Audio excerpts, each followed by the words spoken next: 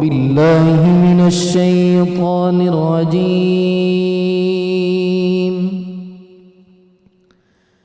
بسم الله الرحمن الرحيم.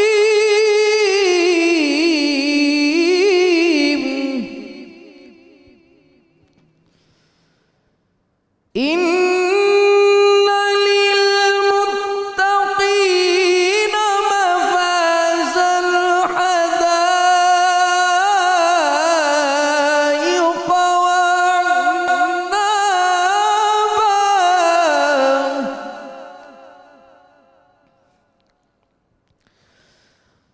وكواعب أترابا وكأسا دهاقا لا يسمعون فيها لغوا ولا كذابا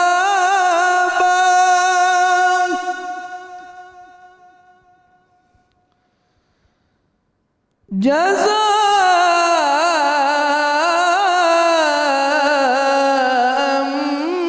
من ربك عطاء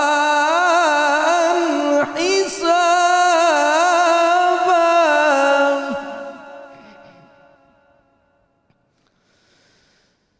رب السماوات والأرض وما بينهما الرحمن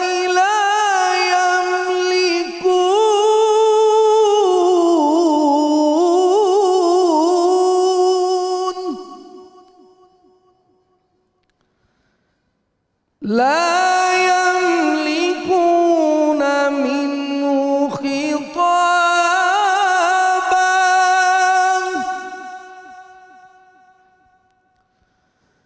يوم يقوم الروح والملائكة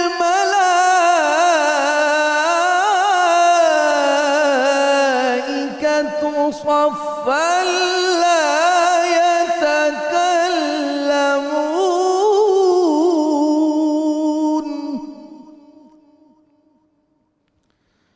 لا يتكلمون إلا من أذن له الرحمن وقال صوابا.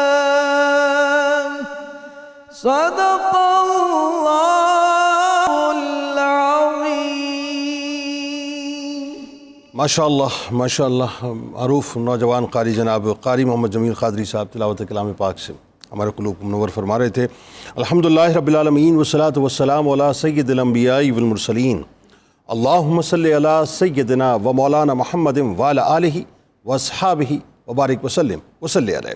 دنیا کے تمام دیکھنے والوں کو، تمام چاہنے والوں کو، تمام پیار کرنے والوں کو، اور جہاں جہاں تک اس وقت میری آواز کو سنا اور مجھے دیکھا جا رہا ہے، جنید اقبال کی جانب سے انتہائی محبت کے ساتھ السلام علیکم. ناظرین کرام، 1445 ہجری سن 2024 رحمت رمضان کی خصوصی براہ راست نشریات 12 رمضان المبارک یعنی اس کی افطار اور 23 مارچ 2024 میں آپ کو دل کی عطا گہرائیوں سے خوش آمدید کہتا ہوں. سب سے پہلے تو اس پاک پروردگار کا بے انتہا شکر کہ جس نے ہم پر یہ کرم کیا کہ اس نے ہمیں یہ آزاد وطن عطا کیا. ایک ایسا وطن کہ جس میں سجدوں کے وقت فرنگیوں کی یلغار کا خوف نہیں ہے. ایک ایسا وطن کہ جس میں سجدوں کے وقت ہندوؤں کی یلغار کا خوف نہیں ہے. ایک ایسا وطن کہ جس وطن میں ہماری تمام تر عبادتیں آزاد ہیں، ہماری تلاوتیں آزاد ہیں، ہماری آذانیں آزاد ہیں. جو بات کر رہا ہوں ایک ایک جملے پہ غور کیجئے گا. ہماری آذانیں آزاد ہیں کیونکہ ہندوستان میں آذانیں آزاد نہیں ہیں.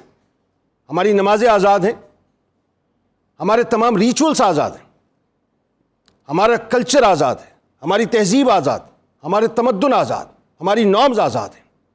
تو اللہ کا شکر ہے صاحب کہ اللہ تعالیٰ نے ایک بار پھر ہمیں 23 مارچ عطا کیا.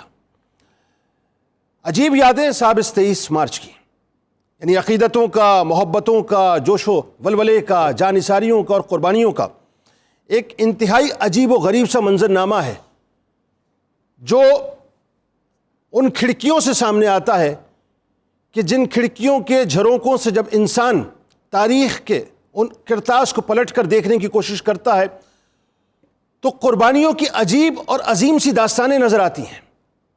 ہر ایک وجود لا الہ الا اللہ محمد رسول اللہ صلی اللہ علیہ وآلہ وسلم کے قیام کے لیے بس جتا ہوا ہے، لگا ہوا ہے۔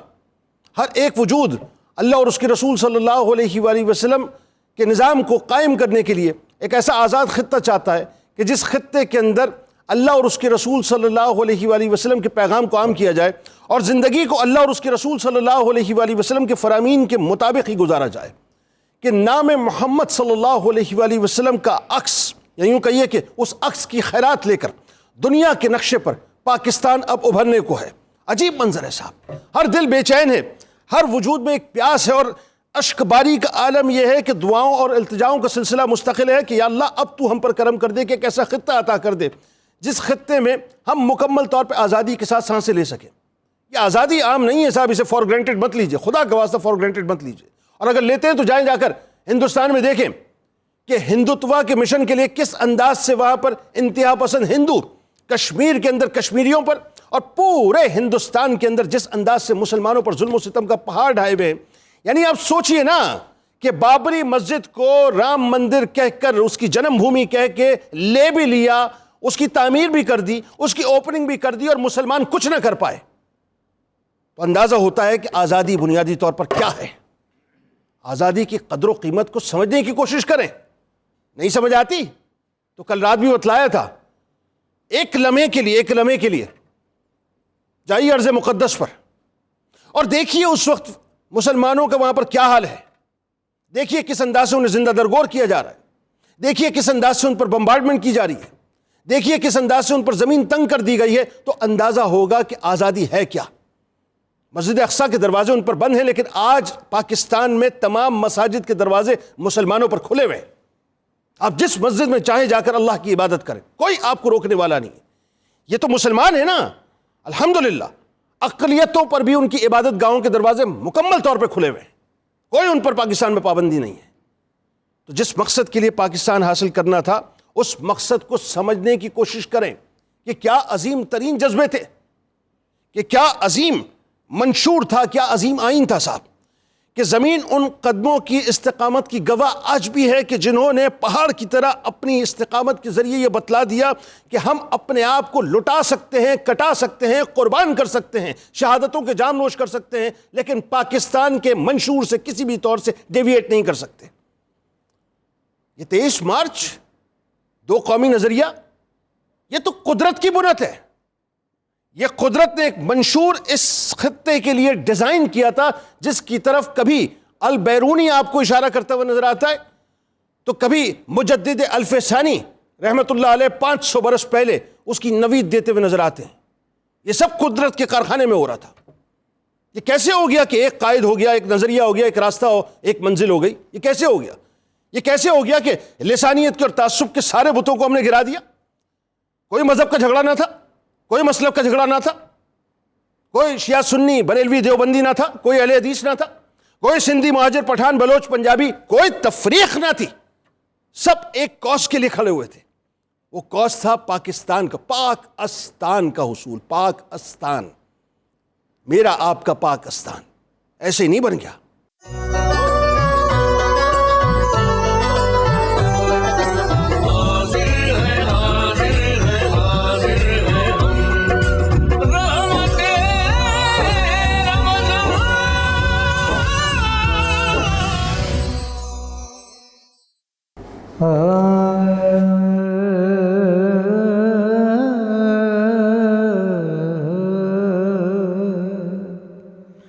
غم شبی راہ تو تسکین میں ڈھل جاتے ہیں، غم شبی راہ تسکین میں ڈل جاتے ہیں جب کرم ہوتا ہے حالات بدل جاتے ہیں جب کرم ہوتا ہے کوئی دیکھے تو ذرا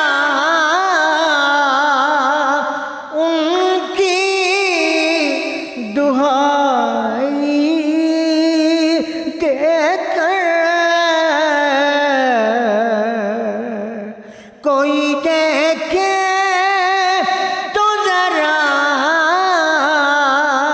ان کی دہائی دے کر عشق سچا تو پتھر بھی پگھل جاتے ہیں غم سبیرا تو رکھی لیتے ہیں برم ان کے کرم کے صدقے جب کسی بات پہ دیوانے مچل جاتے ہیں غم سبیرا تو اس میں احمد کا وظیفہ ہر ایک غم کا علاج اس میں محمد کا وظیفہ ہے ہر ایک غم کا علاج لاکھ خطرے ہوں اسی نام سے ٹل جاتے ہیں لاکھ خطرے ہوں اسی نام سے ٹل جاتے ہیں جب کرم ہوتا ہے آ پڑے ہیں تیرے قدموں میں یہ سن کر ہم بھی آ پڑے ہیں تیرے قدموں میں یہ سن کر ہم بھی جو تیرے قدموں میں گرتے ہیں سنبھل جاتے ہیں غم سبیرا تو تسکین میں ڈل جاتے ہیں جب کرم ہوتا ہے حالات بدل جاتے ہیں سبحان اللہ ماشاء اللہ کیا کہنا اچھا جی آغاز کرتے ہیں منیرہ صاحبہ بتائیے عوام منتظر کیا بنانے والی جی آج کی جو ریسیپی ہے وہ گرلڈ چکن وتھ کریم چیز پاستا ہے साथ grilled में chicken with cream cheese pasta, okay. साथ में फ्रूट सैलेड, और जो ड्रिंक है वो है सागुदाना ड्रिंक, जिसकी थोड़ी सी वेरिएशंस करूंगी। तो सबसे पहले मैं जो इसकी मैरिनेशन है वो बताना चाहूँगी कि आपने जो चिकन ब्रेस्ट का पीस लेना है, या आपने व्हील का लेना है, या आपने मटन का जो लेना है पीस, जो आपने जिसका अपने स्टेक बनाना है या ग्रिल्ड चिकन जिस तरह का बनाना है, उसके लिए आपने सोया सॉस लेनी, lemon juice, hot sauce, mustard paste, garlic powder, chicken powder, paprika powder, काली मिर्च, इन सब को ऑयल 2 टेबल स्पून में मिक्स करके लेमन जूस का इसको अच्छी तरह से आपने मिक्स कर लेना है। जब ये सब चीज़ें मिक्स हो जाएंगी फिर आपने इसको ओवरनाइट रख दें, या फिर एटलीस्ट रूम टेम्परेचर में आधा घंटा, और रेफ्रिजरेटर में रखना है तो तकरीबन 2 घंटे रखें, ताकि मैरिनेशन इसकी अच्छी तरह अंदर चली जाए। और आपने एक फोक से लेके उसके ऊपर यानी इसके रेशे में मसाला चला जी, और उसके लिए आपको चाहिए कि फोक से थोड़ा सा इसके ऊपर आप उसको ना थोड़ा सा उसको हैमर कर दें, ताकि तशद्दुद कर दें जी बिल्कुल, ताकि इसके अंदर सारा पानी इसका चला जाए। वो फिर ज़ाहिर है उसकी मैरिनेशन के लिए ज़रूरी है ये चीज़ें। उसके बाद जो पास्ता होगा उसके लिए जो चीज़ें चाहिएंगी, उसकी मैं वाइट सॉस बनाऊंगी अलहदा से। वाइट सॉस के बारे में बता दूं कि इसके लिए आपको बटर चाहिए होगा। अगर बटर 200 ग्राम है तो मैदा भी 200 ग्राम, और उस पर जो मिल्क होगा वो 500 ग्राम। उसका तरीक़ाकार है कि मक्खन को आपने मैदे में मिक्स करना है, उसको जलाना नहीं है, हल्का सा उसमें जायफल का चुटकी पाउडर डालें या लौंग डाल दें, फिर उसमें मिल्क डाल देंगे। ये उसका टेक्निक है कि इसको कैसे इसकी वाइट सॉस बनेगी। पास्ता को बॉईल कर लिया है, उसके बाद इसको जब मैं सर्व करूँगी तो वेजिटेबल्स बॉइल्ड हो रही हैं, उसको टॉस करूंगी, पास्ता विद वाइट सॉस होगी, साथ में इसका पीस होगा, और ये एक पूरा एक प्लेटर होगा आपका मेन कोर्स में। जो फ्रूट सैलेड है उसको मैं बनाऊंगी, सारे फ्रूट्स कट करूंगी, और सबसे ज़रूरी कि ऑल पर की जो चीज़ है वो मैं इसमें पास्ता में ऐड करूंगी, तो वो क्रीम चीज़ पास्ता फिर वेरी गुड, वाह वाह वाह, ठीक है। और साथ में जो ड्रिंक बन रही है साबूदाना, वो बहुत अच्छी ड्रिंक है। ये मैं बताऊंगी कि इसके लिए जो आप मिल्क में बनाएंगे आपने इसको बॉईल कर लेना है साबूदाना को। वैसे तो आप इसको बहुत ही एक इकोनॉमिकल सी हमारी रेसिपी है, लेकिन इसको हम फ्रूट्स में खाएं, वेजिटेबल्स में डाल के खाएं, या इसको आप कोई भी नमकीन बना के भी खाएं, तो आप इसको वैसे भी खा सकते हैं। इसकी वेरिएशन के लिए जेलीज हैं 2 जो उसमें मैं ऐड करूँगी, और उसके साथ उसका मिल्क जाएगा, साथ में साबूदाना मिल्क से एक बड़ी ज़बरदस्त एक प्रॉपर एक आपकी इफ्तार की रेसिपी ड्रिंक की बन जाएगी ऑल पर मिल्क के अंदर। बिल्कुल ठीक हो गया। आप शुरू कीजिए अपने मिशन को, हम शुरू करते हैं अपनी गुफ्तगू को। सर, आज़ादी की अहमियत सर बताइए, समझ नहीं रहे लोग। बिस्मिल्लाहिर्रहमानिर्रहीम। आपने अपने इंट्रो में एक बड़ा माना खेज़ जुमला फरमाया था कि आज़ादी की अहमियत और कदर व मंजिलत समझनी है तो अहले गज़ा को देख लें, जनाब, अहले कश्मीर को देख लें। जनाब, जिस कर्ब से हमारे वो मुसलमान गुज़र रहे हैं, आसमान से बुरूद की बारिश है, चारों अतराफ से उनके लिए रास्ते मसदूद हैं, पानी और ग़ज़ा तक उनकी रसाई बिल्कुल ना होने के बराबर है। ऐसी सूरत हाल में कि जब उनका ज़मीन पर बज़ाहिर कोई सहारा नहीं और कोई नेमत उन तक मौजूद नहीं, तो ऐसी सूरत में उनसे बढ़कर आज़ादी की अहमियत कौन समझ सकता है। अल्लाह अकबर। हम लोग चूँकि एक आज़ाद पाकिस्तान में पैदा हुए हैं, और जब से हमने होश संभाला है हमारे हर तरफ नेमतों के अंबार हैं, आज़ाद फ़ज़ा में जी रहे हैं, आज़ादी से अपने मज़हब पर, अपने आमाल और अपनी इबादात पर अमल कर रहे हैं।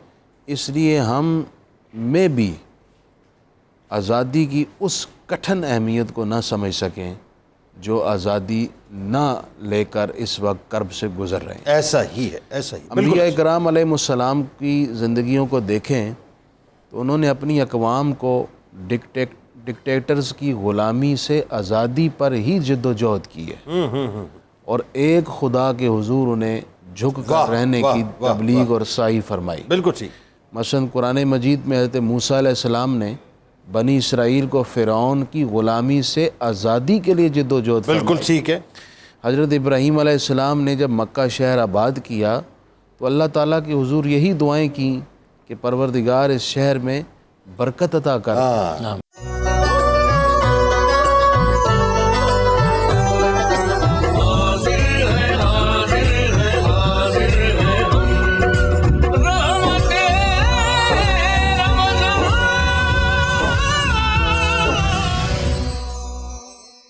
एक प्रॉब्लम उसी से आगाज़ करते हैं। ये जो ख़ास तौर पे मुतजद्दिदीन है वो कहते हैं ये रौला क्यों डाला भाई बिला वजह, इतना सब कुछ करने की क्या ज़रूरत थी। ज़रा बताइए, जो अंग्रेज़ों का तसल्लुत था یہ جو ہندوؤں کی ساری مطلب سازشیں تھیں اس کی ایک تاریخ تھی نا, اسی وجہ سے رولا ڈالا نا ہم نے. آغاز کیجیے ذرا. بسم اللہ الرحمن الرحیم. جنید صاحب بہت ہی اچھا آپ نے اس کا ایک سوال اٹھایا آج کے دن کے حوالے سے. آج کا دن وہ دن ہے جس دن مسلمانان ہند ایک نقطے پہ متحد ہو گئے کہ ہماری منزل کیا ہوگی. ٹھیک ہے. کیوں متحد ہوئے اس نقطے پہ, اور کیوں انہوں نے یہ فیصلہ کیا کہ ہمارا اب جو راستہ ہونا چاہیے, یہ ہماری منزل ہونی چاہیے, ہماری جو نجات جس چیز کے اندر ہے وہ ایک انڈیپینڈنٹ کنٹری کے اندر ہے, ایک آزاد ملک کے اندر ہے. پیچھے ایک پوری 100-150 سالہ تاریخ ہے. انگریز جب یہاں پہ آیا جنید صاحب تو اس نے مسلمانوں سے اقتدار لیا. ٹھیک. اقتدار لینے کے بعد مسلمانوں کے پاس کچھ نہیں بچا. ان کا دین, ان کی قومی آئیڈینٹی, ان کی معیشت, ان کی تعلیم, ہر چیز ان سے چھین لی گئی. آپ تصور کریں کہ یہاں پر جب انگریز آیا کم و بیش یہ صورتحال تھی کہ ہندوستان کے اندر کوئی مسلمان ان پڑھ نہیں تھا. یہاں کی معیشت, یہاں کا GDP دنیا میں سب سے بڑھ کر تھا. یہ صورتحال ایسا ہی ہے بالکل. انڈیا کو سونے کی چڑیا کہتے تھے. ایگزیکٹلی ایسا. ٹھیک ہے. یہاں کی انڈسٹری کا کس مقام 25% تھا. اچھا, اب کیا ہوا, انگریز نے کیا کیا, ایسا سسٹم لے کے آیا. جب انگریزی کو نافذ کیا, ہندوؤں کو مواقع دیے, تو مسلمان نہ صرف پیچھے چلے گئے, نہ صرف یہ کہ ان کی بنیاد معاشی, سماجی اور سیاسی ختم ہو گئی, بلکہ ان کی دینی شناخت بھی خطرات سے دوچار ہونے لگی. ایسا ہے. اچھا, اب اس کے بعد آگے چل کر کے ہندوؤں کی سازشیں جب آگے بڑھیں تو جو ہماری اس وقت کی لیڈرشپ تھی انہوں نے یہ فیصلہ کیا کہ ہمیں ایک الگ ملک کی طرف جانا ہے. ہمیں یہاں دو شخصیات کو کبھی نہیں فراموش کرنا, علامہ اقبال اور قائد اعظم. قرارداد پاکستان کی بنیاد علامہ اقبال کا خطبہ الہٰباد ہے. 1930 میں 10 سال پہلے جو علامہ اقبال نے کہا کہ میں یہ دیکھ رہا ہوں کہ شمال مغربی ہندوستان کے اندر it is the final destiny of the Muslims of north west India, یہ اس خطے کے مسلمانوں کا مقدر ہے. دیکھیں کیا پیغمبرانہ بصیرت کے ساتھ اقبال بات کر رہے ہیں. پاکستان کی بشارت دے دی تھی کہ یہاں پہ ایک آزاد ریاست قائم ہوگی. اچھا, اس کے بعد اس ایون دین یہ 33-34 کی بات ہے جب قائد اعظم سے پوچھا گیا کہ پاکستان کے بارے میں آپ کا کیا حال ہے, تو قائد اعظم نے فرمایا this is the idea of Cambridge students, this is not feasible. Pakistan اس طرح ملک نہیں بنتے. لیکن علامہ اقبال نے قائد اعظم کو کنونس کیا. 19 خطوط ریکارڈ پہ موجود ہیں جو علامہ اقبال نے قائد اعظم کو لکھے, اور مسلسل کا ان کو اس طرح متوجہ کیا. میں ایک خط کا ریفرنس دوں گا, یہ 28 مئی 1936 کا خط ہے جس میں علامہ اقبال نے قائد اعظم کو لکھا, مسٹر جناح آپ نے مجھ سے پوچھا ہے کہ میں مسلم لیگ کو پاپولر کیسے کروں. میرے پاس کوئی بڑے سرمایہ دار, جاگیردار, کوئی بڑے ساہوکار نہیں ہے کہ میں آپ کے حوالے کر سکوں. میں عام آدمی آپ کو دے سکتا ہوں.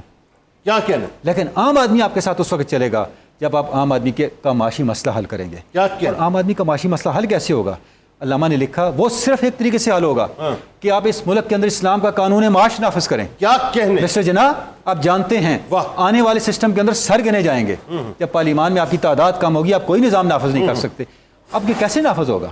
اب جس جملے پہ علامہ نے خط ختم کیا, مسٹر جناح کیا وہ وقت نہیں آیا کہ آپ ایک الگ ملک کے لیے سوچنا شروع کریں؟ جی. دس واز دی پوائنٹ جہاں سے اقبال کے اس ویژن پہ قائد اعظم آئے اور آگے چل کے پھر قرارداد پاکستان. سر کیا زبردست صاحب نے گفتگو کی ہے. ذرا ڈاکٹر صاحب یہ بتائیے, ویسے تو ظاہر تعصب کی فضا تو اپنی جگہ تھی, لیکن اگر میں پریسائزلی سیناپسس کی صورت میں, نہرو رپورٹ 1928, خطبہ الہ آباد آ گیا 1930, قائد اعظم محمد علی جناح رحمۃ اللہ علیہ کے 14 نکات آ گئے. ٹھیک ہے جی. اور پھر اس کے بعد آپ چلے جاتے ہیں 1937 کے الیکشنز پہ, ڈائریکٹ ہم وہاں جم کرتے ہیں.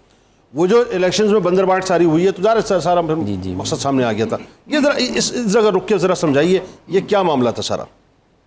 بہت بہت شکریہ. بر صغیر میں ہندو مسلم مسئلہ آج کا نہیں ہے, یہ اس دن سے شروع ہے جب مسلمان اس خطے میں آئے تھے. ٹھیک ہے. اور یہ 3 صورتوں میں آئے تھے, تاجر بن کر آئے, حاکم بن کر آئے اور حکمرانی کرتے رہے. ٹھیک ہے. یہ پہلا فیز تھا جس میں ہندو مسلم کو ایگزسٹنس تھی.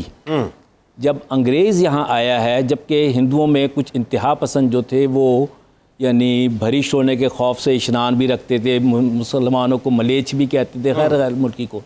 یہ مسئلہ چل رہا تھا حتیٰ کہ اکبر اعظم جسے مہابلی کہتے تھے اور جسے سیکولرزم کا بادشاہ کہا جاتا ہے, اس کی قبر اور ان کی قبر سے ایک مسجد کی 2-3 بار توہین کی گئی. اور آگرہ سے دلی شفٹ کیا گیا کیپٹل. اب جب انگریز آئے تو انگریز اور ہندوؤں نے مل کر جو کام کیا وہ بہت خطرناک تھا. ٹھیک ہے. اور وہ یہ تھا کہ انہوں نے ایک مردہ زبان ہندی اس کو زندہ کیا. ٹھیک ہے. انگریز کی سرپرستی موجود تھی, اور پھر دین اسلام کے بنیادی یعنی اقدار اور نبی محترم صلی اللہ علیہ وسلم کی توہین یہ انہوں نے مل کر شروع کی، جس میں ہم پھر غازی علم الدین شہید بھی دیکھتے ہیں. ٹھیک ہے. اب اس کے ساتھ جو تھا مسلمانوں نے پھر بھی کو ایگزسٹنس کی کوشش کی اور کہا کہ کانسٹیٹیوشنل گارنٹیز ہمیں دے دیں اور سیپریٹزم دے دیں کہ ہم مسلمان ایک ہندو نہیں ہے، ایک علیحدہ قوم ہے. مگر ان دونوں چیزوں کو بھی اس وقت مکمل طور پہ رد کر دیا گیا جب نہرو رپورٹ آئی. بالکل ٹھیک. اور نہرو رپورٹ کے بعد جو گول بیس کانفرنس تھی اس میں کمیونل ایوارڈ میں مسلمانوں کو بھی یعنی سیپریٹ الیکٹوریٹ ملا، اور مسلمانوں نے ڈاکٹر بی آر امبیڈکر جو دلت لیڈر تھے ان کی ریکویسٹ پر کہ یہ کروڑوں میں موجود ہیں اور یہ کہتے ہیں کہ we are not Hindus, we are born in Hindu culture, we are separate as Muslims are separate and we are to be given separate electorate. اور قائد اعظم علامہ اقبال اور مسلم لیگ کی کوششوں سے دلت کو بھی، جو آج دلت کہلاتے ہیں پہلے انٹچیبلز تھے، انہیں بھی سیپریٹ الیکٹوریٹ ملا، سکھوں کو بھی میسر تھا. یہ وہ چیز تھی جو ہندوؤں کو مائنورٹی میں لے جاتی تھی اور مسلمان میجورٹی میں آ جاتے تھے. اب یہ صورتحال تھی تو انہوں نے جو رویہ اپنایا وہ نہرو رپورٹ تھی، اس کے بعد کانگریس منسٹریز تھیں، اور دلت کو لالچ دے کے، ڈرا کے، دھمکا کے بی آر امبیڈکر کو اپنے ساتھ ملایا، جبکہ وہ کہہ چکے تھے کہ اگر مجھے ڈراؤ گے تو میں کروڑوں دلت کے ساتھ مسلمان ہو جاؤں گا. اچھا یہی 1937 میں جو منسٹریز کی بات اسی کے ساتھ انہوں نے بندے ماترم کا ترانہ بھی شروع کر دیا، ہندی کو رائج کر دیا، ترنگا بن گیا، بندے ماترم، گائے کا ذبیحہ منع کر دیا، گائے کا ذبیحہ تھا. بندے ماترم جو ہے وہ مسلمانوں کے خلاف کالی ماتا کی پیاس ہے، مسلمانوں کے خون سے پوری ہونی ہے. اب اس کے جو ظلم تھے کہ یہ 11 میں سے 8 صوبوں میں یعنی کانگریس منسٹریز تھیں، اور اس میں مسلمانوں کا وجود جو تھا وہ مدغم کرنے کی کوشش کی گئی کہ ہندوائز کیا جائے، اور اس کے لیے پھر پیر پور رپورٹ، شریف رپورٹ، مسلم لیگ رپورٹ یہ ساری آئیں، اور اسی پس منظر میں قرارداد پاکستان بنی جو یوم الفرقان. اس کا مطلب یہ ہو کہ اصل محرک تو ہندوؤں کا رویہ بنا نا، اصل محرک تو ہندوؤں کا رویہ جو تعصبانہ رویہ تھا، دشمنی پر مبنی تھا. یہ کو ایگزسٹنس کی طرف آتے ہی مسلمان تو کو ایگزسٹنس کے لیے تیار تھے، اور انہوں نے ہی، جبکہ ہندو آتھرز کہتے ہیں کہ پاکستان ہر ہندو کے دل میں بستا ہے، انہوں نے اپنے مسلمانوں کو علیحدہ کیا کہ ان کے گھر کوئی نہیں جا سکتا، یہ بھرشٹ ہو جاتے ہیں، یہ کھانا نہیں، پانی نہیں پلاتے، دور سے پانی پھینکتے ہیں کہ یہ مسئلہ ہے جی سے دور. یہ وہ رویہ تھا جس نے ملیچ. بالکل ٹھیک ہے، بات آگے بڑھاتے ہیں. علی صاحب بڑا عجیب ایک تصور ہے جب اس کو آپ محسوس کرتے ہیں کہ صاحب کیا جذبہ اور کیا ایک ول ہوگی جو اس وقت کے مسلمانوں میں ہوگی، اور جس انداز سے وہ قائد اعظم محمد علی جناح رحمۃ اللہ علیہ کی قیادت میں نکلے ہوں گے. زبان سمجھ نہیں آ رہی لیکن پیغام سمجھ آ رہا ہے. آج مسئلہ یہ ہے کہ نہ زبان سمجھ آ رہی ہے نہ پیغام سمجھ آ رہا ہے. بتائیے. بسم اللہ الرحمن الرحیم. جو بھی ڈاکٹر صاحب نے تمہید باندھی ہے، آپ دیکھتے ہیں کہ ہمہ پہلو ایک اندھیرا تھا، ہمہ پہلو سازشیں تھیں، ہمہ پہلو ایک گرفت کرنے کی کوشش کی جا رہی تھی. یہ وہ چال تھی جو ان لوگوں نے چلی تھی، لیکن یہ بھول گئے کہ ہمیشہ اندھیرے سے روشنی نکالنے کی ایک رب تعالیٰ کی بھی چال ہوتی ہے جناب، ہمیشہ باطل سے حق کو نکالنے کی ایک اللہ کی بھی چال ہوتی ہے. اور وہ چال، اصل خوبصورت بات یہ ہے کہ اللہ اپنے خود زمین پہ آ کے تو نہیں چلتا، وہ اپنے بندوں کے ذریعے چلواتا ہے. تو وہ چال جس کی طرف ڈاکٹر تنوری صاحب نے اشارہ کیا، اس کا الہام اقبال کے قلب پر ہوا اور اس کا ابلاغ قائد کی زبان سے ہوا، جس کا نتیجہ پھر پاکستان کی صورت میں. اب سر مسئلہ یہ ہے کہ اب جب پاکستان بن گیا تو ہم نے نعرہ لگایا تھا کہ لا الہ الا اللہ. پاکستان کا مطلب کیا؟ لا الہ الا اللہ محمد رسول اللہ صلی اللہ علیہ وسلم. یعنی میں اس کو یوں سمجھاؤں کہ ہم نے یہ نعرہ لگایا تھا کہ پاکستان میں کسی کو الہ کی حیثیت حاصل نہیں ہوگی اللہ کے علاوہ. بالکل ٹھیک. اب الہ کے مطلب پر آپ غور کیجئے، فیصلہ ہوگا تو اللہ کا ہوگا. بالکل ٹھیک ہے. معاشی نظام ہوگا تو اللہ کا دیا ہوا ہوگا جو اقبال نے اشارہ کیا. قانونی نظام ہوگا تو اللہ کا دیا ہوگا. احکام شرعی ہوں گے تو اللہ کے دیے ہوں گے. کوئی ظلم نہیں کرے گا چونکہ اللہ ظلم کی اجازت نہیں دیتا. یعنی دوسرے لفظوں میں ہم نے قدرت سے ڈیل اس بنیاد پہ کی تھی. اس بنیاد ہماری ڈیل کی بنیاد یہ تھی. اس بنیاد اور اسی ڈیل کی بنیاد پہ 27ویں شب ملا تھا، اور ہم نے یہ طے کیا تھا کہ باری تعالیٰ ایسا، قائد اعظم فرماتے تھے کہ زمین کا ٹکڑا دو، قانون ہمارے پاس 1400 سال سے ہے، تو ایسا ٹکڑا دے باری تعالیٰ کہ جس میں تجھ کو الہ مانیں گے اور تیرے علاوہ کسی کو الہ نہیں مانیں گے. بالکل ٹھیک ہے. آج ہمیں یہ سوچنے کی ضرورت ہے کہ آج ہم کیا اپنے اس وعدے پر کھڑے ہیں؟ کیا اللہ ہی الہ ہے ہمارے ہاں؟ ہر نہ اس بات کو سوچنے کی ضرورت ہے. معذل نہیں، بالکل نہیں، بالکل. کیا قانون کا ہر فیصلہ اللہ کی اس الوہیت کے عطا کردہ قانون اور زبان رسالت کے تحت ہو رہا ہے؟ کیا جو نظام معیشت رسول اللہ دے کر گئے تھے کیا اس کے تحت ہر ایک کو وہ روٹی اور کیا ہر مظلوم کی اسی طرح داد رسائی ہوتی ہے جو اللہ کے الہ ہونے کا تقاضا اور رسول اللہ نے مدینہ کی ریاست میں کی تھی؟ تو گویا ہم اللہ کے ساتھ اپنا وعدہ، اللہ نے وعدہ وفا کر دیا یہ عطا کر کے، اب وقت ہے کہ ہم اللہ کے ساتھ اپنے اس وعدے کی طرف جائیں. اور وہ آسمانوں سے پکار کے کہہ رہا ہے کہ تم یہ کہتے تھے کہ اس دھرتی پر کوئی الہ نہیں ہوگا، اب تم خود اپنے اور تم ایسے بن گئے ہو کہ تم ہر شخص اپنے الگ الہ کے پاس تو بیٹھا ہے اور دوسرے کے الہ کو برا کہتا ہے.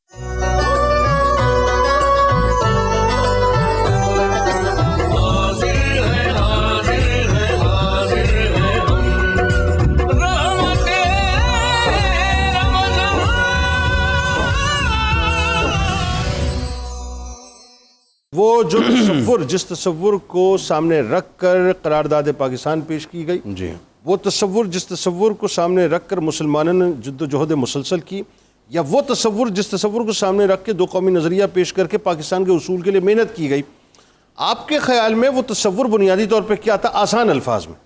دیکھیں، بنیادی طور پر تو پاکستان وجود میں آیا دو قومی نظریے کی بنیاد پر، ٹھیک ہے، اور اس کے بعد جیسا کہ علی وقار صاحب نے بھی واضح کیا اور آپ بھی کر رہے ہیں کہ ہماری کمٹمنٹ تھی اللہ رب العزت کے ساتھ کہ ہم آسان سے سادہ لفظوں میں یہ کہیں کہ اللہ اور اس کے رسول کے نظام، جسے نظام مصطفیٰ کی ٹرم کے ساتھ یوز کیا جاتا ہے، وہ اس ملک میں نافذ کریں گے، سود کا خاتمہ ہوگا، اور ہر شہری کو جو اس پاکستان میں مسلم کی حیثیت سے ہے یا اقلیت کی حیثیت سے ہے، اس کو اس کے رائٹس اور حقوق دیے جائیں گے. بالکل ٹھیک. لیکن افسوس کی بات یہ ہے کہ یہ وعدہ وفا نہ ہو سکا، اور آج تک ہم اگر اس وقت شدید کرب میں اور مشکلات میں اور سیاسی عدم استحکام میں اور معاشی عدم استحکام کا شکار ہیں، میں سمجھتا ہوں اس کی ظاہری کئی وجوہات ہو سکتی ہیں، لیکن اس کے پیچھے روحانی وجہ بھی ہے. اچھا، وہ کیا؟ وہ روحانی وجہ اللہ پاک کی ناراضگی ہے. ہاں یقیناً ٹھیک. ہم نے اس مالک کے حکام پر عمل نہیں کیا، بالکل ٹھیک ہے، جو وعدہ کیا تھا وفا نہیں کیا، بالکل ٹھیک. وہ مالک ہم سے ناراض ہے. اب دیکھیں نا، جس ملک میں سود کو قانونی حیثیت حاصل، اگلا جملہ میرا یہ تھا، واہ واہ واہ واہ، تو پھر وہاں جب کیوں سود کیا ہے؟ اللہ سے جنگ ہے. اللہ اور اس کے رسول سے جنگ ہے، ختم. جب آپ اللہ سے جنگ کر رہے ہیں تو وہ خوش ہوگا، بالکل صحیح، وہ آپ سے راضی ہوگا، بالکل ٹھیک ہے، وہ آپ پر نعمتوں کے دروازے کھولے گا، بالکل ٹھیک ہے. پھر یہی ہوگا نا. سر اس بات کو آگے بڑھائیے. یہ جو خبر 3-4 دن 5 دن تک چلتی رہی، IMF سے مذاکرات ہو رہے ہیں، ساتھ بیٹھ گئے جی، میٹنگ ہو رہی ہے، اس میں پھر آپ کو پتہ ہے ڈونلڈ لو کی بھی باقاعدہ انٹری ہوئی، ایک نئے فیس کے ساتھ وہ آیا، بڑی چکنی چپڑی باتیں پاکستان کے بارے میں، ایک آدھ جملہ بھی بھارت کے بارے میں، سب کچھ ہو گیا. ہم شادیاں پیٹ رہے ہیں جی کہ وہ بھی مل جائے گا، یہ بھی ہو جائے گا، 3 سال کی آگے پلاننگ بھی کر لیں گے، یوں بھی. اگین وہی بات ہے، کر کس بنیاد پہ رہیں؟ سود کی بنیاد پہ. اس پہ ذرا بات کیجئے نا کہ یہ کیا، یہ آپ کو لگتا ہے کہ اس طرح سے ہم نکل آئیں گے اپنے مسائل سے؟ دیکھیں، یہ تو ہمارے حکمرانوں کو سوچنا چاہیے. ہم قرض لے کر اس وقت بغلیں بجا رہے ہیں اور شادیانے بجا رہے ہیں کہ ہم قرض لینے میں کامیاب ہو گئے ہیں.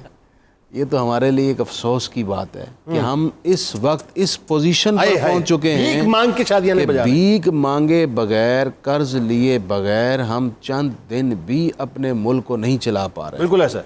یہ تو ہمارے لیے انتہائی سنجیدہ وقت ہے کہ ہم غور و فکر کریں کہ اس وقت جو حکومت کی مشکلات ہیں، میں اس کی طرف نہیں جاتا، لیکن میں ایک دعوت فکر ضرور دیتا ہوں اور درخواست بھی کرتا ہوں ایز اے پاکستانی شہری کہ آپ ہمیں اس شرمندگی سے، اس آر سے نکالیں. پوری قوم آپ کے ساتھ کھڑی ہے، ٹھیک ہے. آپ ایسا کوئی لائحہ عمل ترتیب دیں کہ ملک کو اس قرض کے عذاب سے چھٹکارا دیں. جب تک یہ نہیں ہوگا، نہ مہنگائی کم ہوگی، کچھ بھی نہیں ہوگا سر، نہ ہی عدم استحکام کم ہوگا، کچھ بھی نہیں ہوگا، نہ ہی ملک کے اندر سے ایک پریشانی اور مایوسی کی کیفیت ختم ہوگی. سر آپ کے یہاں، میرے یہاں، ان کے یہاں، کسی کے یہاں، یہ جو دیکھ رہے ہیں اس وقت، کسی کے یہاں اولاد پیدا ہوتی ہے نا، تو وہ جو پہلا سانس جب وہ دنیا میں آ کے لیتی ہے تو وہ 2.5 لاکھ روپے کا سانس ہوتا ہے اس کا، پہلا 2.5 لاکھ روپے کا. اور وہ اب سانس مزید مہنگا ہوگا اس کا، کیونکہ آپ قرضے آپ مزید لے رہے ہیں. مجھے تو افسوس ہوتا ہے، اپنے آپ کو پیٹنے کا دل کرتا ہے جب میں وہ ویلاگر ہے نا ان کا، میجر گورو جو ہے ہندوستان کا، وہ جس طرح سے تمسخر اڑاتا ہے، آپ اندازہ کیجئے. سنا ہے، مطلب وہ کہتا ہے کیسی قوم ہے، قرضے لیتی ہے، بھیک مانگتی ہے، اور اس کے بعد شادیاں بجاتی ہے، خوش ہوتی ہے اس کے اوپر. کیسی قوم، یعنی ہم نے کیا فیس بنا دیا پاکستان کا. چلیں اس پہ بات کرتے ہیں. سرکار علیہ السلام کی بارگاہ میں ذرا ایک کلام پیش کیجئے، بڑا دل دکھا ہوا ہے صاحب. محمد طارق اسماعیل صاحب کوئی کلام پیش کیجئے.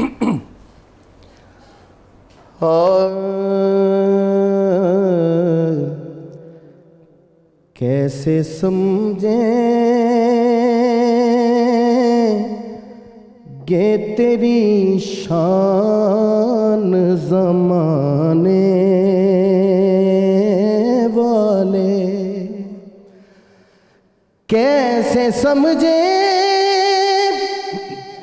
گے تیری شان زمانے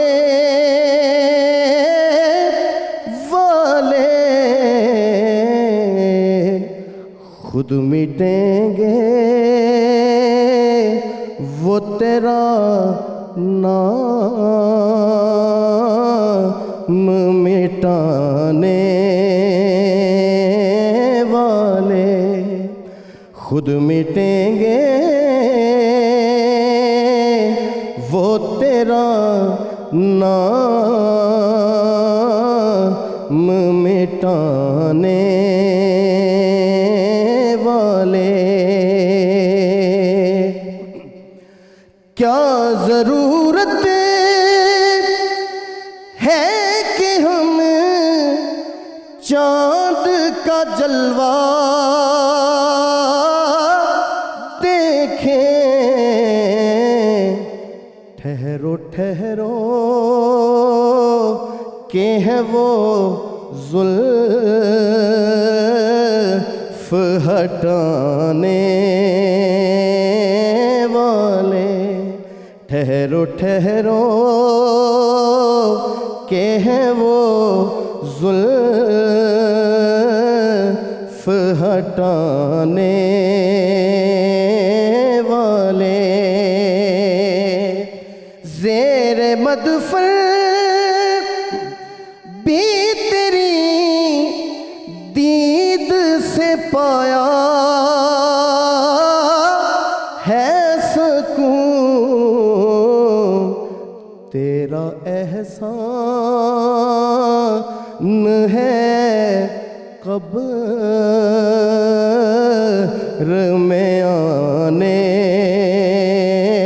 والے دونوں عالم میں کوئی آپ سا قاری ہی نہیں نوکے نیزہ پہ اے قرآن سنانے والے جوں ہی طیبہ سے میں نکلوں تو کہیں یوں آقا لوٹ آؤ اے میرے شہر سے جانے والے علم زہرا بھی ہے دل بھی ہے حسنین بھی ہے کتنے اطہر ہیں محمد کے گھرانے والے کتنے اطہر ہیں محمد کے گھرانے والے خود مٹیں گے وہ تیرا نام مٹانے والے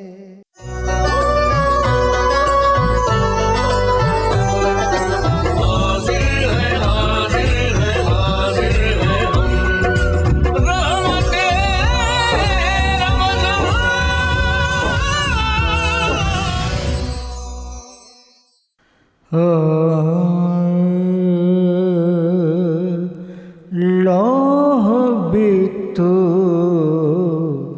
قلم بھی تو تیرا وجود کتاب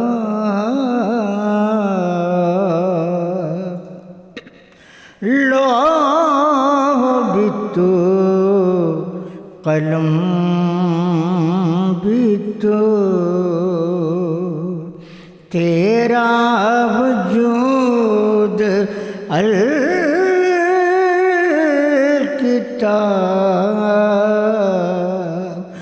گنبد بگینہ رنگ تیرے محیط میں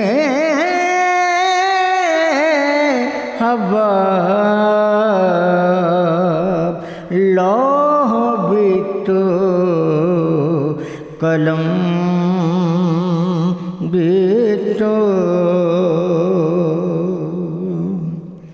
شوق تیرا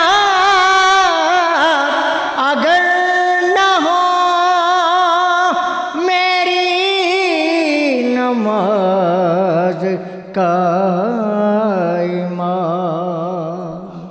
شوق تیرا اگر نہ ہو میری نماز کا امام میرا قیام بے حجاب میرا سجود بھی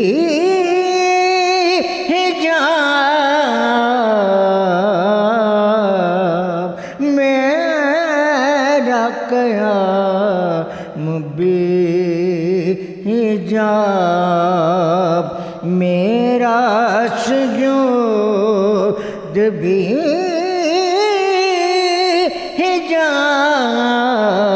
حجاب لوح بھی تو قلم بھی تو تیری نگاہ ناز سے دونوں مراد پا گئے تیری نگاہ ناز سے دونوں مراد پا گئے عقل گیا بجستجو عشق حضور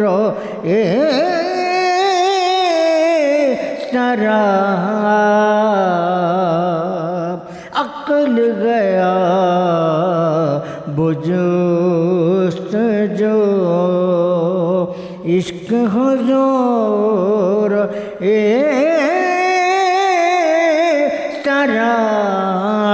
سراب لوح بھی تو قلم بھی تو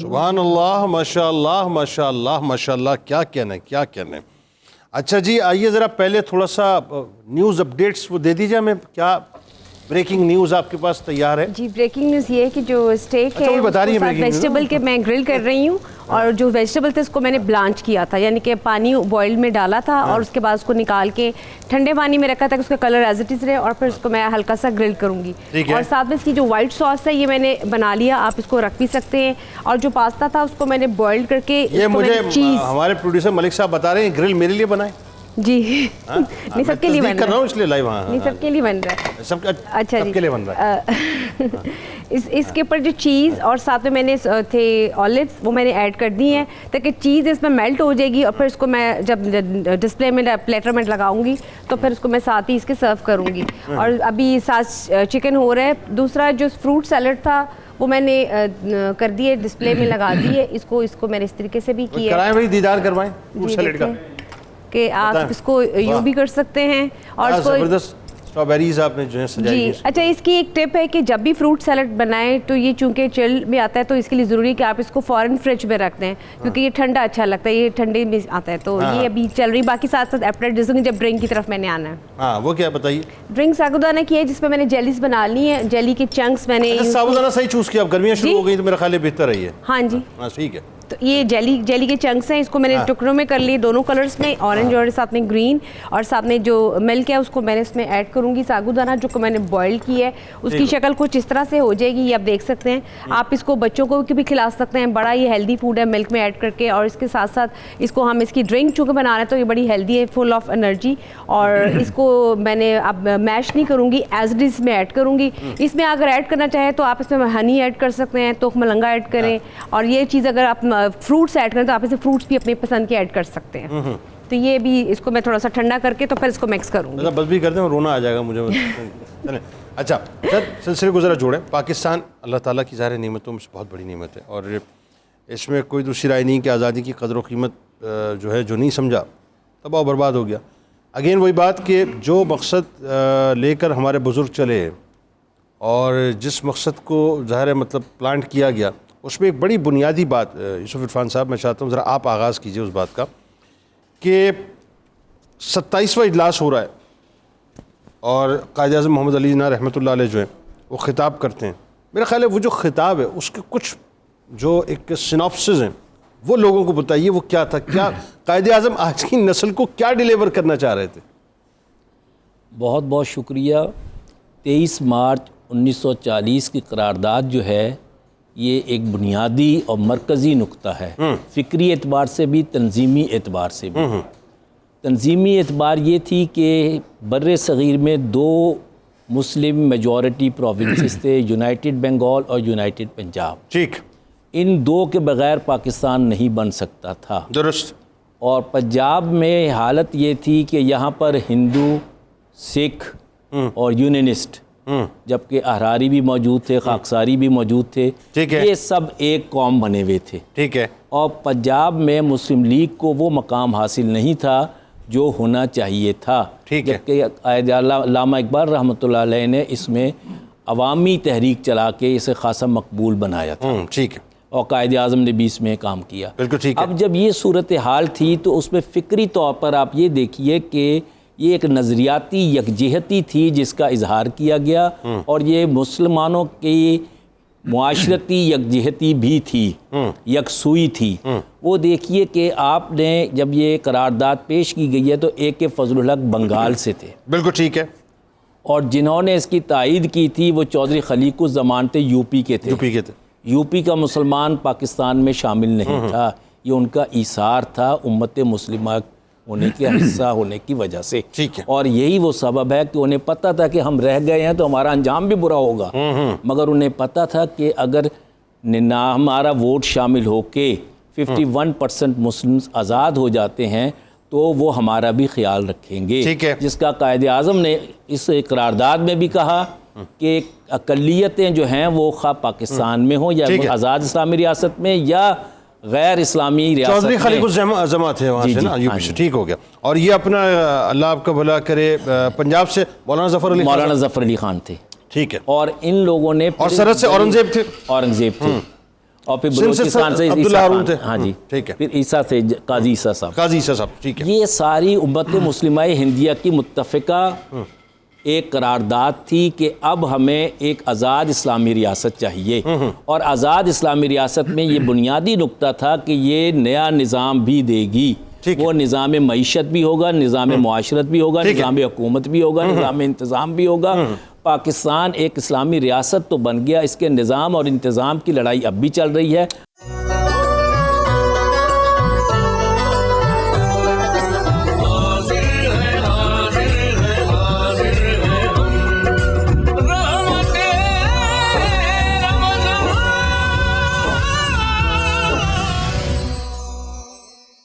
اب ذرا سر یہ بتائیے کہ پہلے ذرا مفتی صاحب کی جانب آنے سے قبل جو قرارداد تھی اس قرارداد کی کچھ سیناپسس بیان کیجئے. وہ قرارداد ایکچولی کیا تھی تاکہ تاریخی اعتبار سے جو خاص طور پر اس وقت آپ کو یوتھ دیکھ رہا ہے اس کو سمجھ میں آنی چاہیے صاحب کہ یہ ایسے نہیں تھا, اس کے پیچھے پورا ایک مربوط نظریہ تھا. بتائیے ذرا. جنید صاحب دیکھیں، ہم بار بار اس پہ بات کر رہے ہیں کہ یہ قرارداد جو 2 کو بھی نظریے پہ بنی، وہ نظریہ کیا تھا اور اس کو اس قرارداد کے اندر کس طرح سے انکلکیٹ کیا گیا. جب آپ اس قرارداد کو دیکھتے ہیں تو اس میں جو چیزیں بنیادی طور پر کہی گئیں، پہلی بات یہ کہی گئی کہ ہندوستان کے وہ جغرافیائی حصے جہاں پہ مسلم اکثریت ہے ان کو کنسولیڈیٹ کر کے آزاد ریاست مسلمانوں کی بنائی جائے. اس کے بعد جیسے پروفیسر صاحب نے جس طرح اشارہ کیا، یہ کہا گیا کہ مسلم اکثریتی علاقوں میں ہندو اقلیت کو اور ہندو اکثریتی علاقے میں مسلم اقلیت کو تحفظ دینے کے لیے آئینی اقدامات کیے جائیں. آئینی اقدامات کیے جائیں. اس کا مطلب یہ ہے کہ پاکستان بننے کے بعد بھی ہندوستان کے مسلمانوں کا تحفظ کا وعدہ ہم نے قرارداد پاکستان کے وقت سے کیا ہوا ہے، جس کو ہم فراموش کر چکے ہیں. اور اس کا جو آخری حصہ تھا جو بہت امپورٹنٹ ہے اور ہمیشہ جب تک پاکستان اللہ اس کو سلامت رکھے یہ موجود ہے، اس کے ساتھ ریلیونٹ رہے گا، وہ یہ تھا کہ یہ session all India Muslim league کا، یہ session all India Muslim league کی ورکنگ کمیٹی کو یہ آتھورائز کرتا ہے کہ اس بننے والے ملک کے لیے ایک دستور بنائے. ٹھیک ہے. اس کے نتیجے میں قائد اعظم نے ایک کمیٹی بنائی اور اس نے ایک دستور بھی بنایا. اس دستور میں یہ طے کیا گیا یہ ملک علامہ اقبال کی سوچ پہ چلایا جائے گا. ٹھیک. یہاں رہنے والے ایک ملت ہوں گے، اس کا نظام اسلام ہوگا. اس کا ایک چیپٹر تھا جس کا ٹائٹل یہ تھا آئیڈیالوجی آف پاکستان. اوکے. یہ اتنے کلیئر تھی ہماری لیڈرشپ میں. ایک واقعہ آپ کو بتاتا ہوں. جب سیشن ختم ہوا، قائد اعظم افتخار ممدوٹ کی کوٹھی پہ ان کا قیام ہوتا تھا، آئے تو نوجوان سارے اکٹھے ہوئے. دونوں نے کہا مسٹر جناح ہم نے فیصلہ کر لیا پاکستان بنانے کا، تو اس کا نام کیا ہوگا؟ تو قائد اعظم نے فرمایا ابھی تک تو ہم نے اس کے بارے میں نہیں سوچا. آپ جانتے ہیں نو اور نیور لکھا تھا چودھری رحمت علی نے، اس میں اس نے اس کا نام لکھا تھا پاکستان، اور اس پاکستان میں آئی نہیں تھا. اچھا. وہ پاکستان تھا. تو نوجوانوں نے کہا کہ ہماری تجویز یہ ہے کہ آپ چودھری رحمت علی کا نام پک اپ کر لیں. قائد اعظم نے 33 میں دیا. قائد اعظم نے ایک تاریخی جملہ فرمایا ٹھیک ہے لیکن اس کو پاکستان لکھیں، اس میں آئی بھی شامل کریں جو اسلام کی نمائندگی کرے گا. جو اسلام کی نمائندگی کرے گا. یہ جو آئی ہے، اب اسی پہ بات کر لیتے. اس آئی کو جو ہم نے مس کر دیا ہے. اب میں ایک جملہ کہنا چاہوں گا جنید صاحب، پاکستان کو عیسائی نے جوڑ کے رکھا ہوا ہے، لیکن سر عیسائی کو پاکستان تھا، ورنہ پاکستان تھا. دوسری بات میں آپ کو عرض کروں، ہر ملک اپنے ملک والوں کی وجہ سے محفوظ ہے. ٹھیک ہے. انگریزوں کی وجہ سے انگلینڈ ہے، پاکستان ایسا نہیں ہے. بالکل. پاکستانی پاکستان کی وجہ سے ہیں. ٹھیک.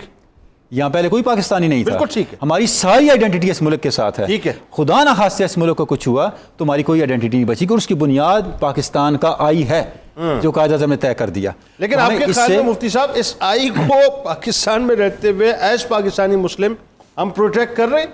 یعنی اس اصل معاملہ تو یہ پاک استان، اس کے درمیانی جو آئی ہے بنیادی طور پہ اس آئی کا ہی سارا کام ہے. ہم نے اس آئی کو جو ہے اپنی آئی سے فراموش کر دیا ہے، اور اب ہماری آئی جو ہے اس آئی کو اب دیکھنا بھی نہیں چاہتی اور توجہ بھی نہیں کرنا چاہتی اس طرف. جنید صاحب، اس میں کوئی شک نہیں ہے کہ اس وقت جو نسل ہے نا، اس میں پاکستانیت کا جو ولولہ ایک تربیتی انداز میں ہونا چاہیے تھا اس کا فقدان ہے.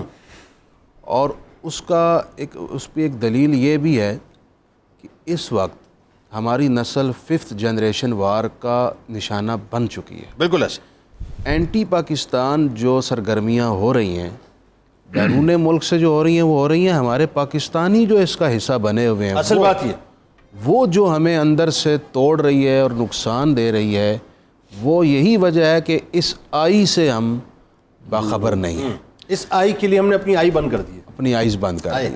اب ضرورت اس بات کی ہے کہ ہم ملکی سطح پر میڈیا کے فورم سے بھی، تعلیمی اداروں کے فورم سے بھی، اور دیکھیں یہ صرف قائدین کا یا حکمرانوں کا ہی کام نہیں ہے. جتنے پیرنٹس سن رہے ہیں وہ اس کو اپنی ذمہ داری سمجھیں. جہاں آپ اپنے بچوں کو قرآن اور سنت خود پڑھاتے ہیں، کلمہ سکھاتے ہیں، وہاں انہیں پاکستانیت بھی سکھائیں، وہاں انہیں پاکستان کی امپورٹنس بھی سکھائیں. جیسے ڈاکٹر صاحب نے بڑا خوبصورت جملہ کہا کہ پاکستان ہے تو ہم ہیں. بالکل ایسا. اگر یہ وطن خدا نہ خواستہ اگر کسی بڑی پرابلم کا شکار ہوتا ہے تو ہم کہاں کھڑے ہوں گے؟ ہم برباد ہو جائیں گے. بالکل ایسا. ہم سے ہماری آزادی چھن جائے گی. بالکل ایسا. جس کو چھیننے کے لیے آج پوری دنیا مختلف انداز میں کوشش میں مصروف ہے. اس لیے میں درخواست کرتا ہوں اس کو باقاعدہ نصاب کا حصہ بنایا. آپ دیکھیے کتنا بڑا تماچا کچھ عرصے پہلے مودی نے مارا تھا. اس نے کہا کیوں پاکستان کے معاملات میں بولنے کی ضرورت ہی نہیں ہے، یہ خود اپنے آپ کو معاذ اللہ برباد کر دیں گے. تو اب ہم دشمن بھی ہمیں یہ کہنا شروع ہو گیا, سر مذاق اڑا رہے ہیں, ہم مذاق اس اڑا رہے ہیں نازک دورائے پر آج کھڑے ہوئے ہیں. اس کے لیے سب سے زیادہ ضرورت کیا ہے؟ سب سے زیادہ ضرورت ہے کہ ہم اس وقت بحیثیت ایک قوم استحکام اختیار کریں. ہم اندر سے لڑ کے اتنا بکھر چکے ہیں کہ اب ہماری پاکستانیت بھی کمزور ہو گئی ہے. اللہ اکبر. اب ہمیں چاہیے سب سے پہلے اس ملک میں, اللہ کرے میں دعا بھی کرتا ہوں, روزانہ افطار میں یہ دعا آپ کے سامنے کرتا ہوں کہ ہمارا ملک استحکام کا شکار ہو. اصل بات سب سے زیادہ ضروری ہے سیاسی استحکام. سیاسی استحکام ہو جائے, جنید بھائی میں دعوے سے کہتا ہوں اس ملک کے سارے مسئلے حل ہو جائیں گے. یہ قرضے کے مسئلے بھی حل ہو جائیں گے, معاشی مسئلے حل ہو جائیں گے, بے روزگاری کے مسئلے حل ہو جائیں گے, اور جو اغیار ہمیں روزانہ نئی سازش کا شکار کر کے کسی نہ کسی بڑی مشکل میں ڈالنا چاہتے ہیں اس کے آگے ایک سد باب ہو جائے گا. لیکن ضروری کیا ہے؟ سیاسی استحکام. جب اوپر سے لیڈرز کا استحکام اور آپس میں یکجہتی ہوگی تو ان کے کارکنان بھی ایک دوسرے کے قریب آئیں گے. اب لیڈرز کی گالیوں سے, لیڈرز کی نفرت سے وہ نفرت گراس روٹ لیول تک آ چکی ہے. اب ایک ہر گھر میں لڑائی ہے, ایک گھر میں یقین جانیے رشتوں میں لڑائی آ گئی. سر بات یہ ہے کہ اب رشتہ لینے کے لیے جاتے ہیں نا, وہ ہوتا یہ ہے کہ اب یہ نہیں پوچھتے کہ لڑکی جو ہے وہ کتنی پڑھی لکھی ہے, پارٹی کون سی ہے, ابھی پوچھتے ہی بتاؤ کہ یہ کون سی سیاسی جماعت ہے. ہاں جی ہاں, مطلب وہ سیاسی جماعت اگر ہمارے مطابق ہے تو رشتہ کریں گے, ادروائز رشتہ نہیں کریں گے. ہاں مطلب یہ تو منع کر دیتے ہیں بالکل. لیکن یہ جو صورتحال پیدا ہو گئی علی بھائی, اس میں خطرناک ترین بات یہ جو میں مطلب سمجھتا ہوں جس میں ہمیں کلام کرنا چاہیے کہ ہم نے ہماری یہ جو جنریشن ہے نا, کیونکہ اس وقت پاکستان میں آلموسٹ 65% بلو 30 ہمارے پاس بہت ہے. ابھی جو بلو 30 ہے یہ وہ لوگ ہیں کہ جنہوں نے ظاہر ہے مطلب جیسے ہی شعور سے سنبھالا ہے تو یہ سارے ڈرامے دیکھے ہیں انہوں نے نا, یہ پچھلے ایک ڈیکیڈ میں 1.5 ڈیکیڈ میں سارا یہ کچھ دیکھا ہے کہ یہ سب کچھ پاکستان یہ ہے بیسکلی, یہ سب کچھ ہوتا ہے یہاں پہ. تو جتنی نفرتیں ہم نے گھول دی ہیں سیاست کے نام پر, جتنی نفرتیں ہم نے مذہب کے نام پر گھول دی ہیں, تو مجھے ایسا لگتا ہے وہ جو ایجنڈا آف پاکستان ہے وہ کہیں پس سے پش ڈال دیا ہم نے. اس پہ ذرا گفتگو کریں. جی بالکل, آپ بالکل درست فرما رہے ہیں, مفتی صاحب نے بڑی اچھی بات فرمائی. بالکل ایسے ہی ہے. دیکھیے ایک وہ دو قومی نظریہ ہے جو ہم نے کتابوں میں پڑھا, ٹھیک ہے, اور وہ سب جانتے ہیں, اس کے ابھی ڈاکٹر تنولی صاحب نے وضاحت فرما دی. اور ایک سر معذرت کے ساتھ دست بستہ ایک وہ دو قومی نظریہ ہے جو ہم دیکھ رہے ہیں. انصاف میں ہمارے ہاں دو قومی نظریہ ہے. نہیں یہ تو کئی قومی ہے, دو قومی نہیں کئی قومی. تعلیم میں دو قومی نظریہ ہے, علاج میں دو قومی نظریہ ہے. صحیح ہے. جو علاج ایک لینڈ لارڈ کو مل سکتا ہے وہ مجھے نہیں مل سکتا. بالکل ٹھیک. جو تعلیم کوئی اور لے سکتا ہے وہ میں نہیں لے سکتا. بالکل صحیح. یہاں انصاف کا دو قومی نظریہ ہے. تو ایک تو وہ دو قومی تھا جس پر ملک بنا تھا, اور ایک وہ دو قومی ہے جس پر ملک کو چلایا جا رہا ہے. خدا کا نام لیں, گڈ, اس کو پلٹ کر اس دو قومی پر لے کر جائیں جس پر یہ بنا تھا, جو اس کی فنڈامنٹل سٹون تھی, واہ, جو جو اقبال نے اور قائد علیہ رحمان نے رکھی تھی.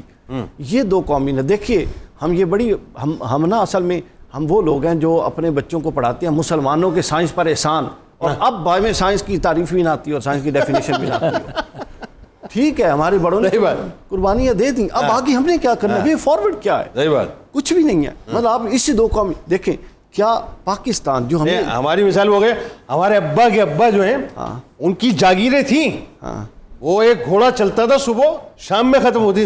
ابا کی ابا کی تو تھیں, ہمارا کیا ہے, پدرم سلطان بود, پدرم سلطان, ہمارا ملک پاکستان جو ہماری چھت ہے, جو ہماری امان ہے, امان گاہ ہے, اللہ کا انعام ہے.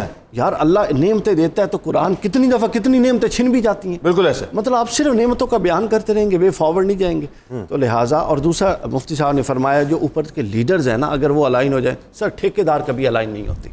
ٹھیکیداروں کا اپنا انٹرسٹ ہوتا ہے کہ اس کا کس ٹھیکے میں کیا انٹرسٹ ہے. اللہ کرے یہ ملک لیڈران کے ہاتھ میں ہو, وہ کسی سے اتفاق رکھیں یا اختلاف. جب یہ سرمایہ دار اور ٹھیکیدار لوگ ہوتے ہیں نا سر, ان کا ٹھیکوں سے انٹرسٹ ہوتا ہے.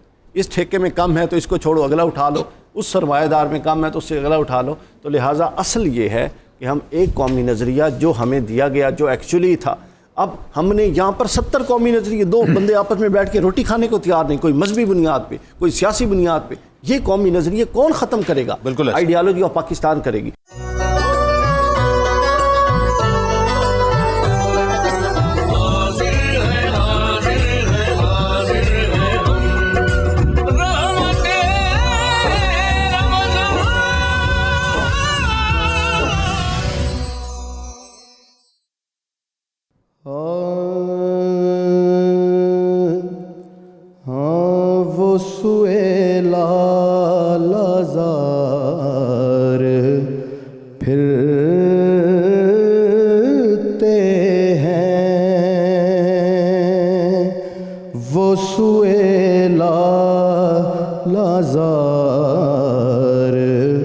پھرتے ہیں تیرے دن اے بہار پھرتے ہیں تیرے دن اے بہار پھرتے ہیں اس گلی کا گدا ہوں میں جس میں اس گلی کا گدا ہوں میں جس میں مانگتے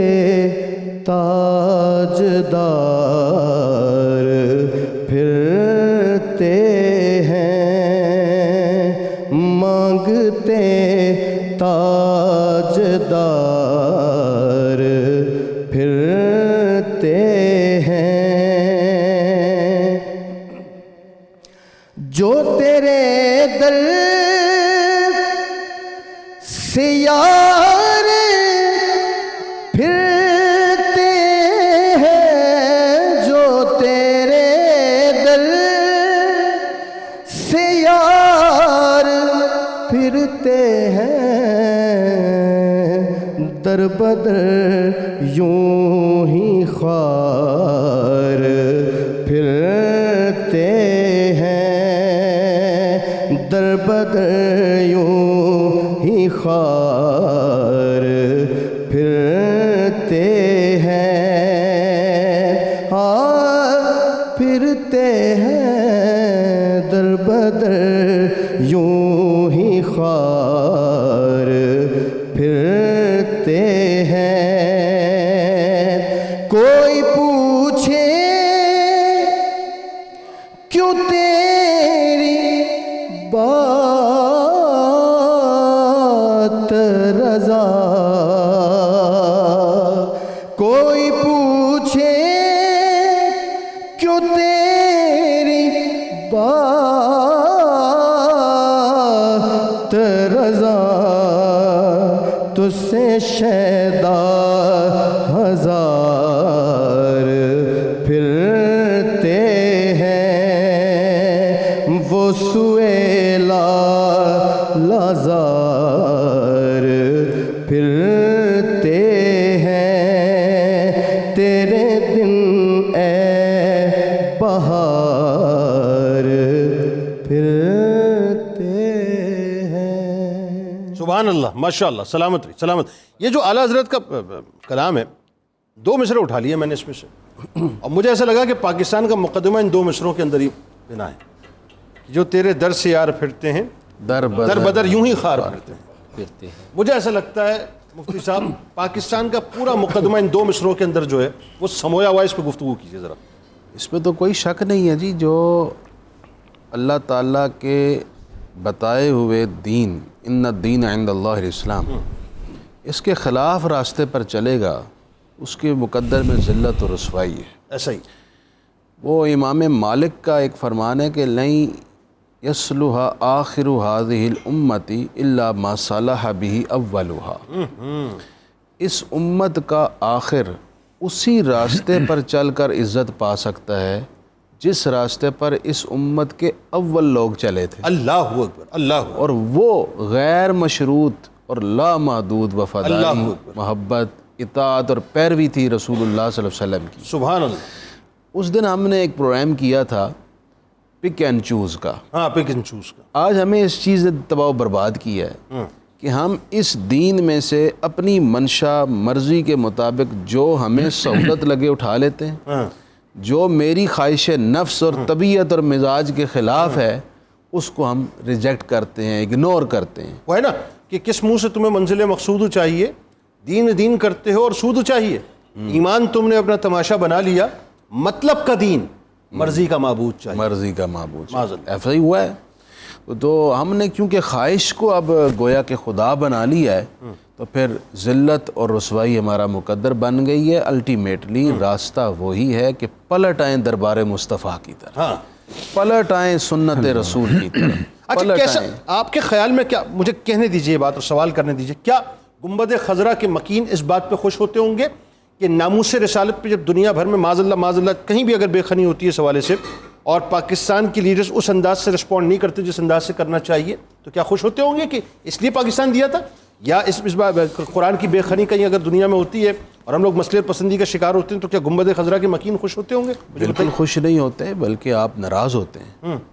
امت کو وہ امام احمد بن حنبل کا ایک جملہ ہے نا, انہوں نے کہا تھا کہ حضور صلی اللہ علیہ وسلم کی ناموس اور عزت و وقار پر اگر کوئی بد کلامی ہو, کوئی توہین ہو اور امت پر اس پر ریئیکٹ نہ کرے تو ساری امت کا مر جانا اچھا ہے. مر جانا اچھا اس سے, ٹھیک. جواب, کیونکہ یہ آپ کے ایمانی جذبات ہیں.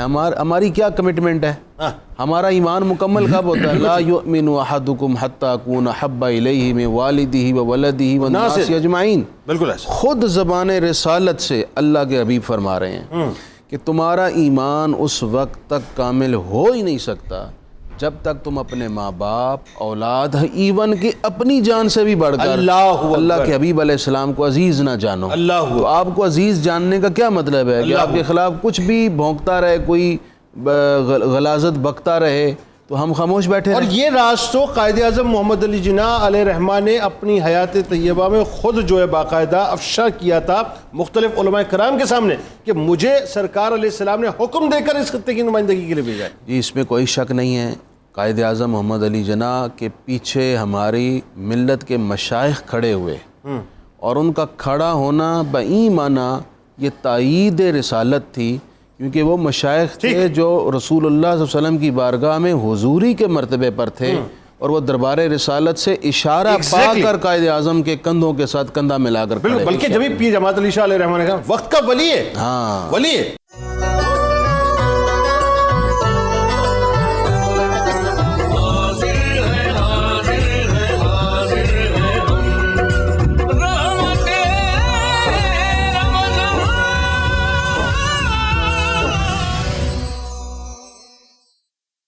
کچھ نہیں مانگتا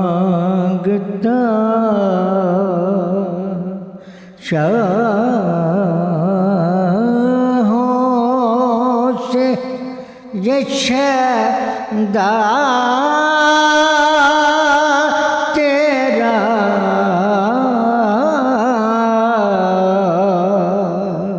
اس کی دولت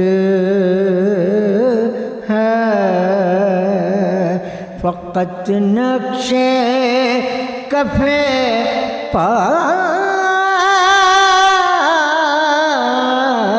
تیرا کچھ نہیں مانگتا.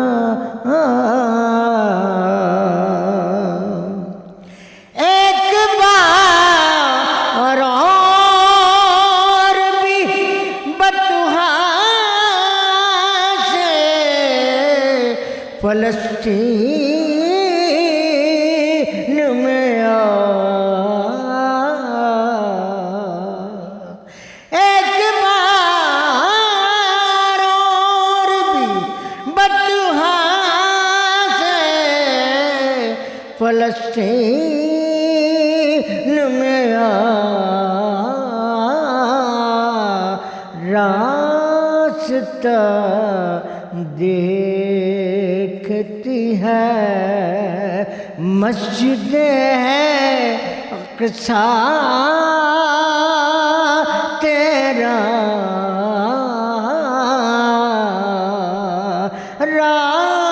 راستہ دیکھتی ہے. دستگیری میری تنہائی کی تو نے تو کی,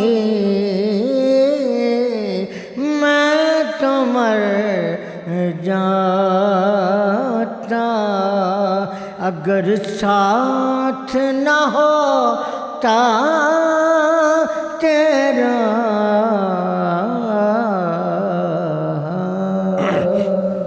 اللہ اکبر، اللہ اکبر، اللہ اکبر۔ ہم وطن یہ گلستان تیرا بھی ہے میرا بھی، اس کا ہر سود و زیاں تیرا بھی ہے میرا بھی۔ قائد اعظم کی کہتے ہیں امانت ہم جسے، مفتی صاحب قائد اعظم کی کہتے ہیں امانت ہم جسے، ورثہ یہ اے مہرباں تیرا بھی ہے میرا بھی ہے۔ وقت کا ہے یہ تقاضا متحد ہو جائیں ہم، کب سے دشمن آسماں تیرا بھی ہے میرا بھی ہے۔ سوچ تو گلشن کی بربادی کا کیا ہوئے گا حال، شاخ گل پہ آشیاں تیرا بھی ہے میرا بھی ہے۔ آب راوی ہو کہ آب سندھ ہے سبھی کے لیے، دامن موج رواں تیرا بھی ہے میرا بھی ہے۔ اے محبت کے نقیب اقبال و خوشحال و لطیف، ان کا فیض بے کراں تیرا بھی ہے میرا تیرا بھی ہے میرا بھی ہے۔ قصیدہ غوثیہ جی، اور اس کے بعد پھر انشاءاللہ اجتماعی دعا۔ بسم اللہ الرحمن الرحیم، اللہم صل علی سیدنا و مولانا محمد معدن الجود والکرم وآلہ وبارک وسلم۔ یا شاہ جیلا یا شاہ جیلا یا شاہ جیلا یا شاہ جیلا، سقانی الحب كاسات الوصال فقلت لخمرتي نحوي تعالي، سعت ومشت لنحوي في كؤوس فهمت بسكرتي بين الموالي، فقلت لصائر الأقطاب لموا بحالي وادخلوا أنتم رجالي وهم واشربوا أنتم جنودي، فساق القوم بالوافي ملالي، شربتم فضلتي من بعد سكري ولا نلتم علوي واتصالي، مقامكم العلا جمع ولكن مقامي فوقكم ما زال علي، أنا في حضرة التقريب وحدي يصرفني وحسبي ذو الجلال، أنا البازي وشأب كل شيخ ومن ذا في الرجال يعطي مثالي،